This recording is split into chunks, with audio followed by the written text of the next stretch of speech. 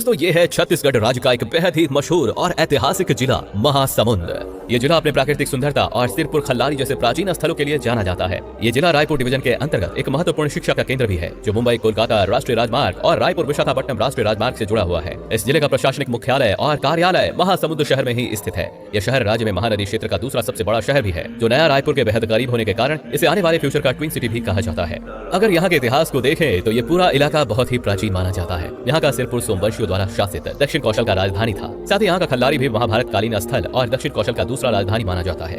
लेकिन इस क्षेत्र में कई दशकों तक कलचुरी, मराठा और अंग्रेजों का भी शासन रहा है। साथ ही ये जिला राजनीतिक इतिहास में भी काफी मायने रखता है, क्योंकि इस जिले के सरायपल्ली क्षेत्र के ही पंडित रविशंकर शुक्ला जी को मध्य प्रदेश राज्य में मुख्यमंत्री के रूप में चुना गया था, जिनका शासनकाल 6 वर्षों तक चला। लेकिन महासमुंद के जिला बनने का इतिहास कुछ ज्यादा पुराना नहीं है। ये आज से 26 साल पहले सन 1998 में ही रायपुर से अलग होकर इसका उदय हुआ था। इससे पहले ये मध्य प्रदेश में रायपुर जिले का एक महत्वपूर्ण तहसील था और आज ये जिला खुद ही 5 तहसील, 5 ब्लॉक, 1153 गाँव, 545 ग्राम पंचायत, 12 पुलिस स्टेशन, 4 विधानसभा क्षेत्र और 1 लोकसभा क्षेत्र को अपने कंट्रोल में रखा है। साथ ही अब इस जिले की सीमाएं रायपुर, गरियाबंद, बलौदा, बाजार, सारंगढ़, बिलाईगढ़ और उड़ीसा के जिलों से लगती है। महासमुंद के डेमोग्राफी की बात करें तो ये वर्तमान में 4790 वर्ग किलोमीटर के विशाल भूभाग पर फैला हुआ है, जहां लगभग 14 लाख लोगों की आबादी रहती है। यहाँ प्रति 1000 पुरुषों पर 1017 महिलाओं का लिंगानुपात पाया जाता है। साथ ही यहाँ 76% से अधिक आबादी उच्च शिक्षा हासिल किए हुए हैं। यहाँ प्रति वर्ग किलोमीटर पर 292 लोगों की आबादी निवास करती है, जिनके द्वारा छत्तीसगढ़ी, उड़िया और हिंदी के साथ साथ ही आदिवासियों की कई भाषाएं भी बोली जाती है। यहाँ मुख्य रूप से सौरा, भुजिया, हलवा, कमार, धनवार, कंवर, खैरवार आदि जनजातियां निवास करती हैं। अगर यहाँ की अर्थव्यवस्था की बात करें तो ये इलाका एक कृषि प्रधान जिला है। यहाँ के ज्यादातर लोग खेतीबाड़ी करके ही अपना जीवन चलाते हैं।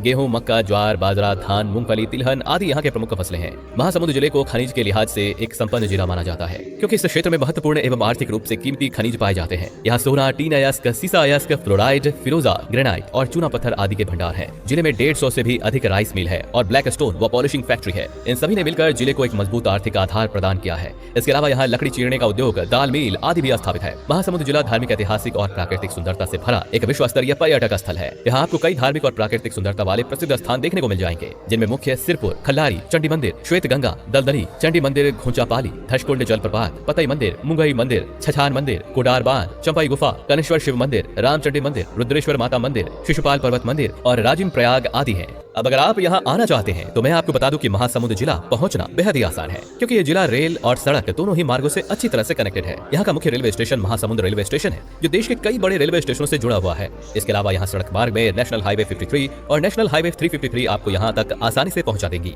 वहीं अगर आप हवाई मार्ग से आना चाहते हैं तो यहाँ से 40 किलोमीटर दूर नया रायपुर में स्वामी विवेकानंद हवाई अड्डा है, जो कई बड़े शहरों तक हवाई सुविधा से जुड़ा हुआ है। इनके माध्यम से आप यहाँ आसानी से पहुंच सकते हैं। यहाँ के ज्यादातर वाहनों पर CG06 नंबर प्लेट वाली गाड़ियां दौड़ती नजर आएंगी, जो आपको महासमुंद पहुंचने का एहसास दिलाएगा। तो दोस्तों, आई होप कि ये वीडियो आपको अच्छा लगा होगा और कुछ नया जानने को आपको मिला होगा। ऐसे ही वीडियोस को देखने के लिए हमारे चैनल को लाइक, सब्सक्राइब और शेयर जरूर करें। धन्यवाद।